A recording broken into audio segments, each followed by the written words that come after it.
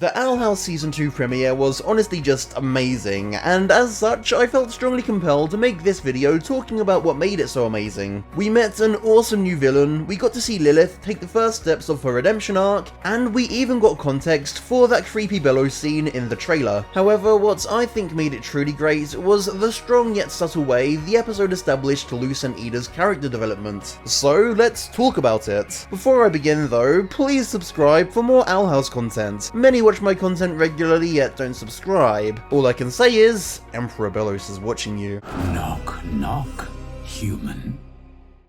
Now that that's out of the way, let's begin by looking at Luz. When she was first introduced, Luz was your typical oh-so-relatable, clumsy, naive child who still had a lot to learn. Like, a lot. While we certainly do start to see her grow in the later episodes of Season 1, this episode completely cements just how much more independent and competent she's becoming. Instead of relying on Eda to bail her out of bad situations, she realizes that she now has a lot of personal responsibility to help Eda back. Luz can't afford to fumble her way through life anymore. Instead, she has to actually think things through and be a lot more cautious. In a way, it's almost sad seeing her go from so carefree to being far more serious. She's getting thrown into the early stages of adulthood, and it's clearly hitting her hard. Not only is she behaving more maturely, but this newfound maturity even shows itself in her magical ability. I don't know about you guys, but I was absolutely stunned by just how impressive Luz's feats of magic were during this episode.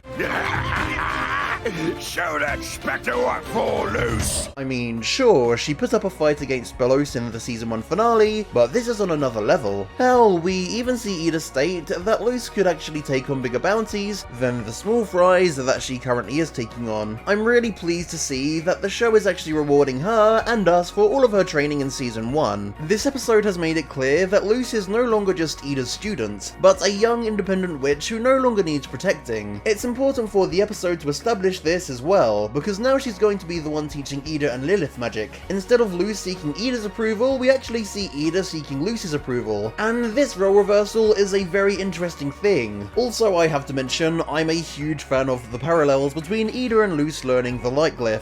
Despite having grown up, the show hasn't forgotten that Luz is still a kid who can still benefit from Eda's guidance. Regardless of their roles in relation to magic, the pair of them have formed a symbiotic relationship. They both have a lot to offer each other and work best as a team. The episode does a marvelous job of showing us this. There's gotta be a way out of this where no one has to get hurt.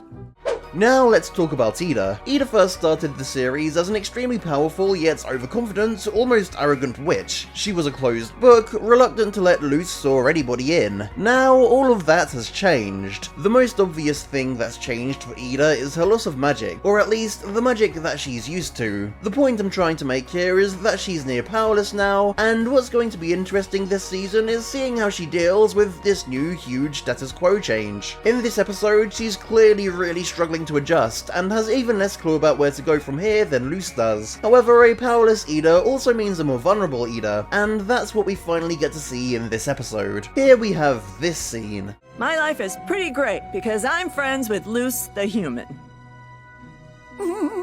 Luz is doubting her own self-worth, feeling like a burden, but Eda finally admits to her just how much her life has improved because of her. It may not seem like it, but this is a huge, beautiful breakthrough for Eda. It's great to see her finally admit that she needs Luz just as much as Luz needs her now, because before she was afraid of showing weakness, to be the one who needed help. Here, Eda sees Luz in a similar frame of mind of having to do things on her own, and she knows that that's not the right way to go about things, because Luz taught her better. We're seeing the destruction of her arrogance as she's learning that no witch is an island, or rather no witch is a boiling isle. With that being said, Eda obviously still has some flaws to overcome. In some ways, Eda was living her life on easy mode. She was able to intimidate people into getting what she wants, and here we see she can't do that anymore. The whole island knows she's powerless now, and she's struggling to get by. She's going to have to learn new ways to live, and that involves opening up to more people and trying to form new connections. I think a big part of her arc this season is going to be learning that magic isn't everything, and that she has far more to offer than just that. This episode to me shows just how far not only Eda and Luz's relationship has come, but how far they've come as individuals as well. Seeing this dramatic change in the characters is very exciting, and well-earned payoff for their arcs in the first season. I can't wait to see how they've developed by the Season 2 finale.